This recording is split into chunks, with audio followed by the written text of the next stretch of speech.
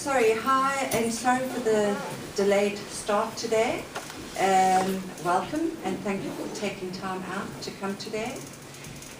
Before we get started and I introduce everyone, I just want to ask, have you all filled one of these in and to put them, sorry, I'm just going to show it. It's a little form to give us your name and your telephone number and contact details, and we are putting it in a box, and we will do a draw for a 7-inch tablet today. So these are at the end of the table.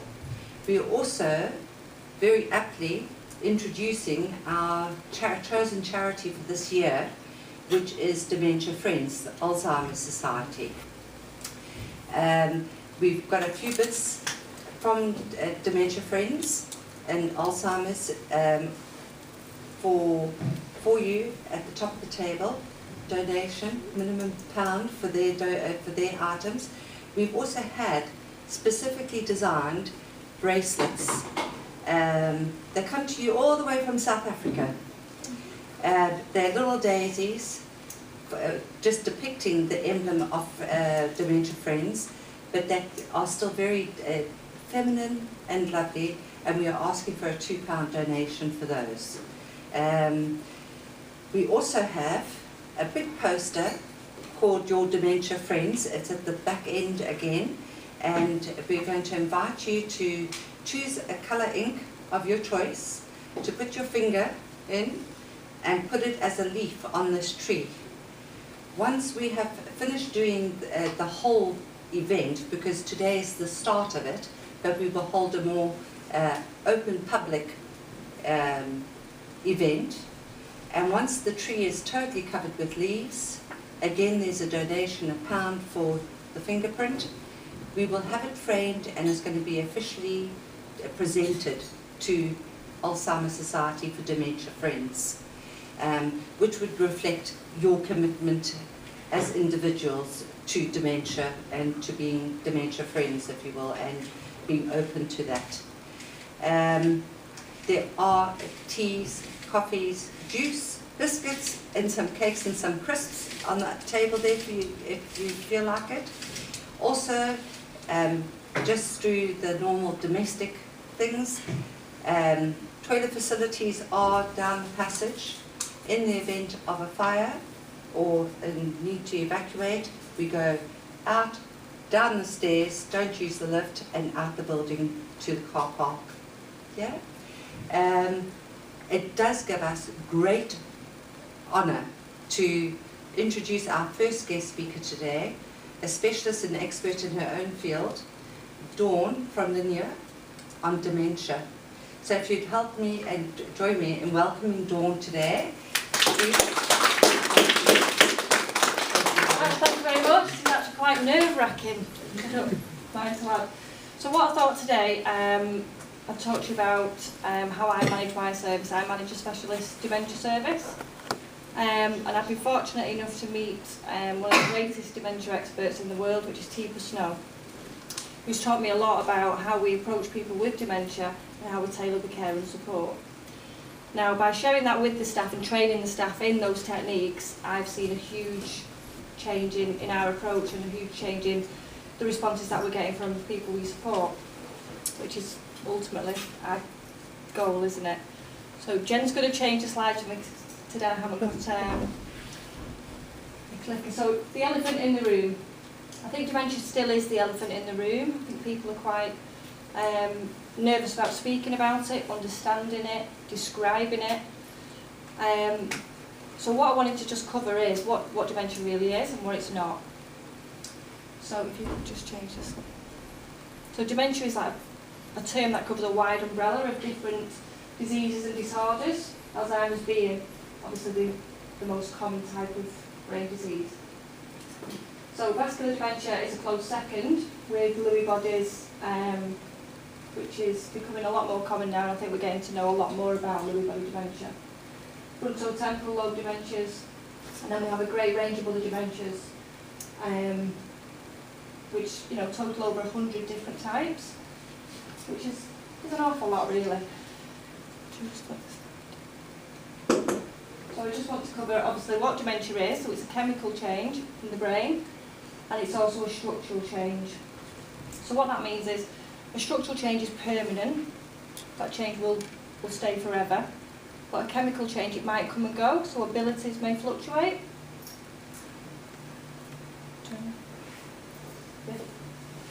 So what changes? So the structural changes, like I say, they're permanent, so the brain is shrinking, it's dying. The chemical changes, variable, so people can shine when you least expect them to shine, if we're not obviously aware of the differences. So a lot of people do tend to think that Alzheimer's is dementia. So if you ask somebody, you know, what is dementia? A lot of people will say, well, it's Alzheimer's. Well, it's not. Dementia doesn't equal Alzheimer's, and Alzheimer's doesn't equal memory problems. Dementia is actually brain failure. So the person's brain is dying. Now, the reason I teach my staff that is because still we're here today, well, it's just a little bit of dementia. Well, you can't just be a little bit pregnant, can you? So it really is important that we understand that brain failure is just as, you know, devastating as heart failure. And with heart failure, you don't tell people to breathe better. So we really need to tailor the support. So there's 4 truths about dementia. The first one being at least 2 parts of the brain are dying. It's chronic and it can't be fixed. It is progressive and it will get worse. It's terminal. However, just to show you what dementia does actually look like. So we've got a normal brain on the left. I do actually get my left and my right mixed up, so you'll have to bear with me. And then we've got the Alzheimer's brain. And as you can see, the shrinkage, it really does strike home. It does to me, because I think with dementia you can't actually see what's going on in that person's brain, because everybody looks the same, they talk more or less the same, especially in the beginning. So that really does bring it home, and it has done for my staff, exactly what changes are occurring. So these are the early warning signs regarding dementia. I think we all have a little bit of insecurity around it, because it's been spoken about so frequently. So memory loss for recent or new information, repeating yourself frequently, difficulty doing familiar but difficult tasks, like managing money, medications, driving, perhaps becoming lost in familiar places, problems with word finding, misnaming or misunderstanding words, getting confused about time or place, getting lost, like I say, whilst driving, missing appointments that you would never even dream of missing, worsening judgment, not thinking things through like you would before, difficulty problem solving or reasoning, misplacing things or putting them in odd places, how other people perceive would be an odd place, might not be to you, changes in your mood and behaviour, changes in typical personality, and loss of initiation, so withdrawing from social situations, becoming a little bit isolated. So the reason, obviously, those are the early signs is because in all types of dementia, the hippocampus in the brain is affected first. And the hippocampus is responsible for learning and memory sensory. It's where you wire things in, it's where your short-term memory, it's your time and space. It's something that we rely on every single day, but we just take it for granted until it's not actually working as well as it should be. And like I say, that is one of the first areas of the brain to be affected. So communication, I thought today I'd cover communication and behaviours that challenge, because these are the 2 topics that I get asked about a lot. Communication, understanding how the brain works, so we have language on the left and we have rhythm on the right. Now, in 98% of all dementias, the left side of the brain gets damaged, which is where we obviously have all our language, word finding, all our speech basically, speech production. And then on the right we've got music, poetry, swear words. And on the right we tend to retain for longer. So we find that people will say, oh, she never used to swear before, or oh, she was never, weren't the type of person she was, but these abilities are retained. Music for the brain is huge. Everybody knows about music for the brain.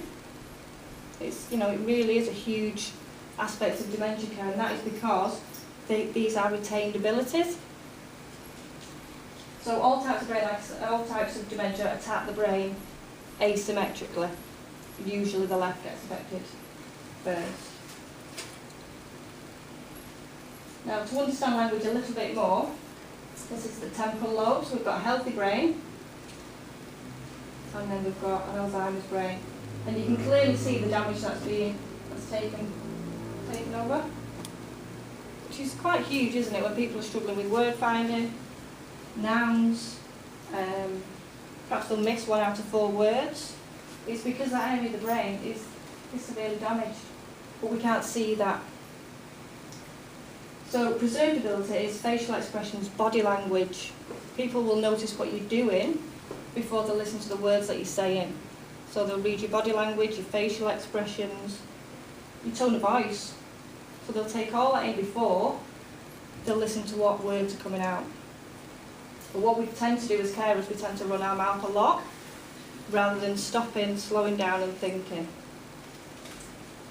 So again, this slide just shows automatic speech. So hi, hello, you're all right. We keep that, and that's how we mask a lot of our disability in the beginning. Rhythm is maintained. So where it's the blue area on the right. Swear words are preserved. Racial slur, ugly words really.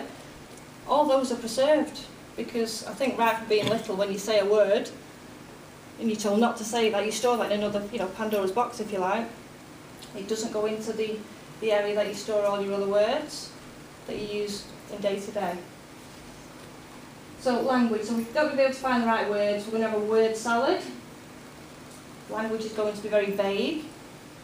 Single phrases, so sounds and vocalising, and people can't make the needs known. It's very frustrating not to be able to make your needs known or express what it is that you need, what you want. However, we've got the preserved ability: singing, automatic speech, swear words, sex talk and forbidden words. We're going to keep those. So if we have to utilise those, then we need to utilise those because these are the person's strengths. So to support someone communicate, we need to offer our name because that person, you might have seen them yesterday, but they might not know you today. So I always offer my name over and over again. I introduce myself, who I am. I offer a shared background. Where I work, it's a very small area, it's a little town. Everybody knows everybody. Offering positive personal comments. You look great in that, just to get an anchor, to make that person feel comfortable. So we need to be using visuals more. So before, keep it simple. Use a visual combined with a verbal. So use your gestures, point to things. It's about time for this, it's about time for dinner. Let's go this way and point. Here are your socks. Rather than we need to find your socks. We need to break everything down. So acknowledge the response and reaction to the information. And remember that it takes longer for people with dementia to process words, to find the right word, recognise the word, and then alter their behaviour accordingly. So the world is a very fast place for people with dementia, really fast. And we need to, really slow it down. So if what you're doing is not working, just stop, back off, think it through, and then reapproach. Just try something different. It's not a failure, you've just got to stop and think, right, it's not working for them, let's do it differently. Now behaviour is something, like I said, I get asked about a lot, and I do hear that people, a lot, are labelled as agitated, aggressive, sexually inappropriate, which, it is quite challenging for caregivers. It really is challenging. However, it's a really challenging world for people with dementia to live in because they're relying on skills, that are diminishing. So they're losing their way in the world. So these are some of the common dementia challenges. Now, it's not just aimed at carers or it's aimed, at families. Families frequently come across the issue where there's no power of attorney in place. Then they go to deal with issues with the bank, and the bank say, no, unless you've got a power of attorney, we can't help you. There's all these. None of us plan for dementia. None of us. I've been through it personally and professionally, and I didn't plan for it at all. So people will get lost, time and place, so it'll be a familiar route, And we'll just be like, well, how could you get lost? You've done this route, 100 times. But the hippocampus is not working, so that person could be walking around that same town for 3 hours and not recognise 3 hours have passed because they're not recognising that. So bad mouthing you to others, refusing help and care, because that is, again, another situation, refusing personal care. Very difficult. Striking out at others, falls and injuries, sometimes being rude, getting into things. And when we look at how the brain develops, we do, one of the last things that we learn is health and safety awareness. And the brain will die in reverse to how it's actually formed. So one of the first things we're going to lose is health and safety. One of the last things we're going to lose is curiosity, which as care managers, it makes it really difficult to carry out risk assessments, to keep that person safe, but maintain that person's independence. And it's a very difficult balance. So we need to look at all the other factors that influence the behaviour. So care practices, I've just told you the time, that doesn't help anybody. So our approach, environment, the layout, signs. Can you imagine being in Manchester Airport and you need to get a flight, you're really hungry, you're dying for the toilet, they took all the signs down. I think that we would all demonstrate challenging behaviour. And everybody you spoke to spoke a foreign language, that you were trying to ask for help. And then you couldn't get back out through the door that you'd come in through because it was locked. Would you agree that you'd show some form of challenging behaviour? Because I would. And that's what we need to look at. If someone's constantly telling you to sit down when all you want to do is get up, then, eventually your temper will go. But we blame a lot of this on dementia. Oh, it's the dementia, we're going to have to get a pill because she's clearly agitated. It's wrong, we need to change it. So personality and life history as well, a lot of that, a lot of how we respond depends on who we were as a person. Was we an outgoing person? Did we manage services? Was we a nurse? It really does have a lot of basis, and we need to understand a person's past so we can make a present out of the past, because that's what we're relying on. Without all that information, it makes it very, very difficult for us to meet that need. So health and brain function. Dementia obviously is going to have a huge effect. Sensory disability, physical disability, illness, pain and medication. Sometimes medication that we use to try and help someone's anxiety just fogs the brain even more. So with what little reasoning we were able to have, with the additional medication, we're struggling to have that reasoning because the brain is just fogged up. So I'm not a lover of medication with anxiety. I just want to show you a video just to demonstrate Teeper Snow. I don't know, has anybody ever come across Teeper Snow? No? She's an American dementia expert. You can get all the things online, and she's actually coming back over to this country in September. Let me just on YouTube. And she will actually teach you how to train the stare.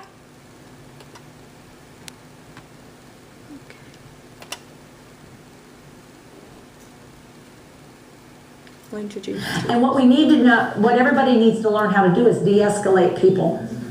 But guess what that requires you to be able to do? Communicate effectively. Because now I have somebody in acute distress.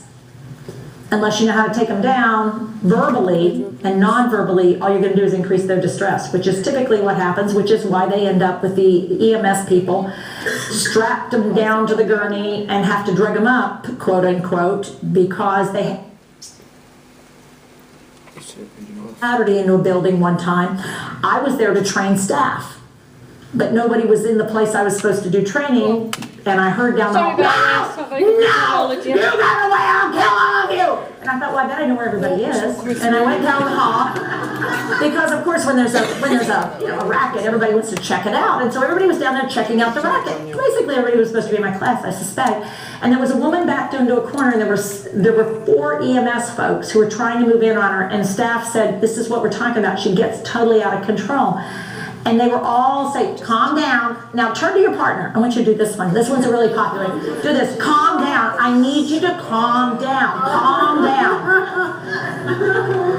Is it, do you have just a link? And I said, gentlemen. Okay, I just want to do that first. Okay, and your link is? Sorry.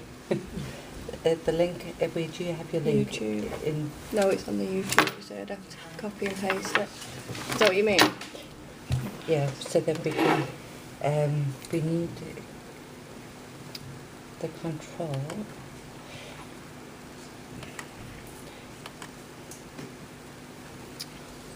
Unless I just give the web address.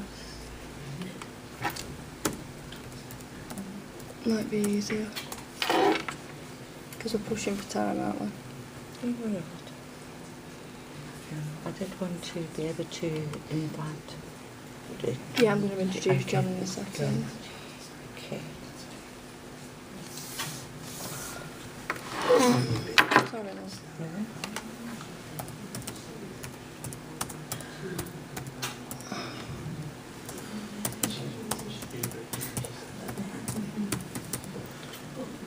Oh no.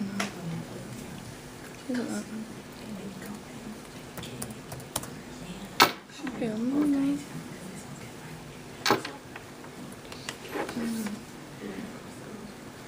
Came up before, didn't it? Let me, It's that one there, you see, so. sorry, that one.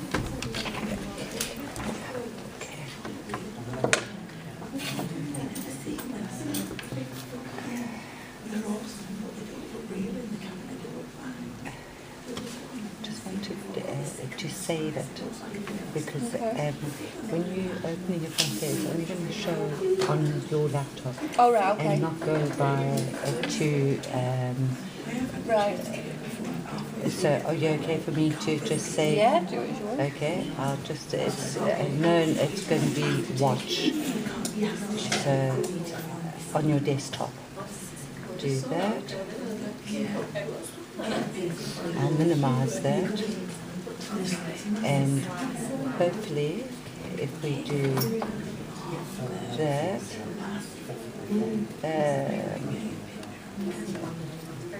you work with Internet Explorer. I think I need to go to college and do IT.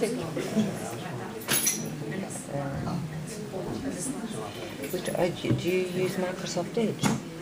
I don't know, do you? No? Is that the new one, yeah? No. New one. Okay, so it's the Edge. Okay.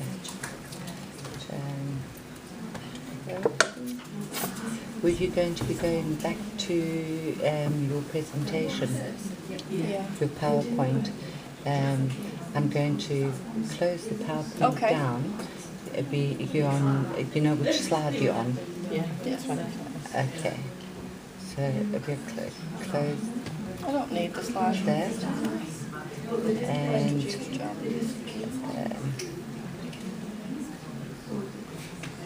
go here, and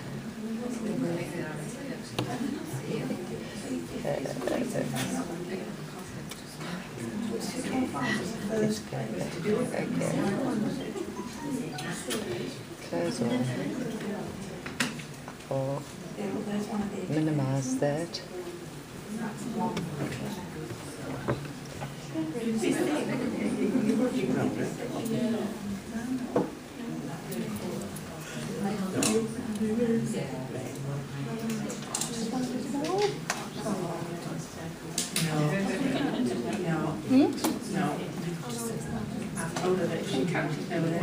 Me nerves, slightly better. I like training my own staff.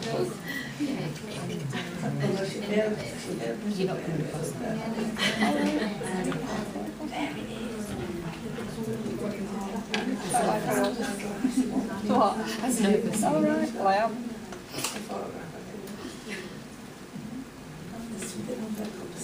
I thought that it was there.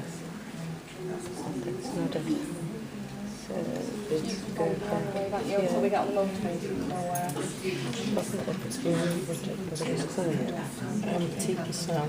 We probably will in exchange It was when on, we get back for it was on Don't YouTube. worry about that. You know what? It's, I can just give the link if so.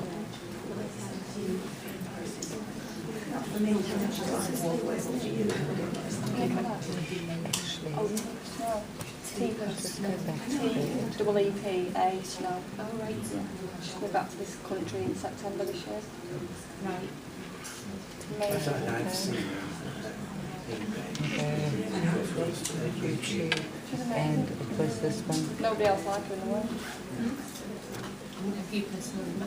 She trained me. Oh, did You she? see, That's it's, the training. you can't have I both trained under things her running. license. So that's,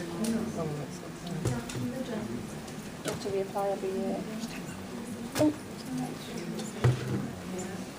smack.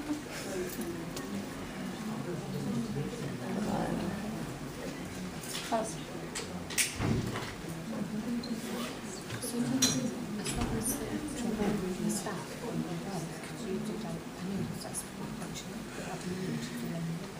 yeah, that's fine. That's nothing to say. Train anybody that'll listen. Fair training to presentations.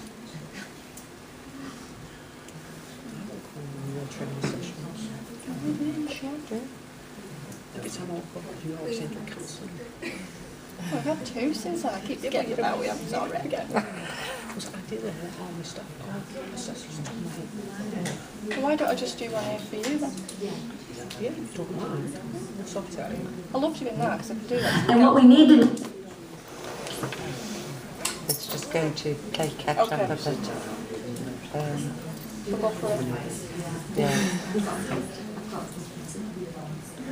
We could do that here, couldn't we? Be Yeah. easier because I get disturbed at work.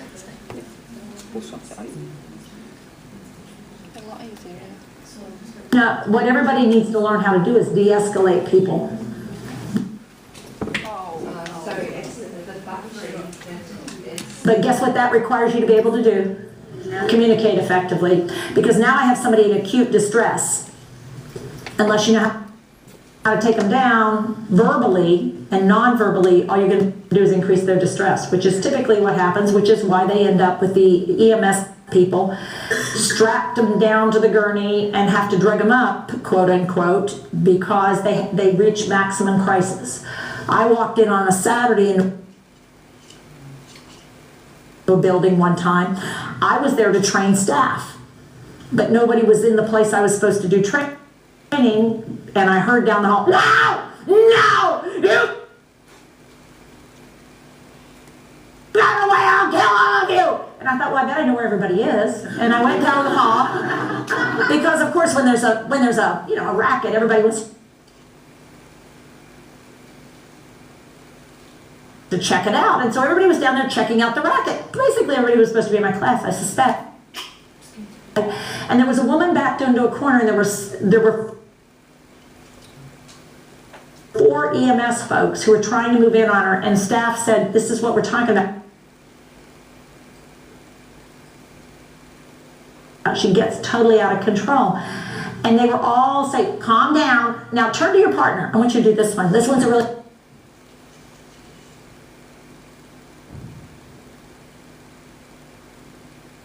popular. Do this. Calm down. I need you to calm down. Calm down. It's not working very well, what is it?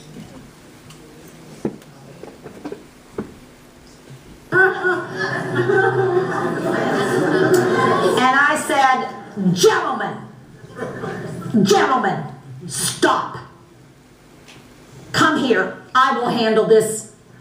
I'm an expert. Now I'm going, oh crap, I hope I can do this. But what did I know if I chose not to do it? She was already flinging her arms around. She had a cut on her arm from where she flung against the edge of the wall, and it sliced her skin because she was 89 years old. She was terrified. She was fighting them off, but she missed them and hit the wall because she didn't have depth perception. She was crouching down. She was trying to find things to throw. I mean, it was just going to get worse and worse. And I said, enough time. And I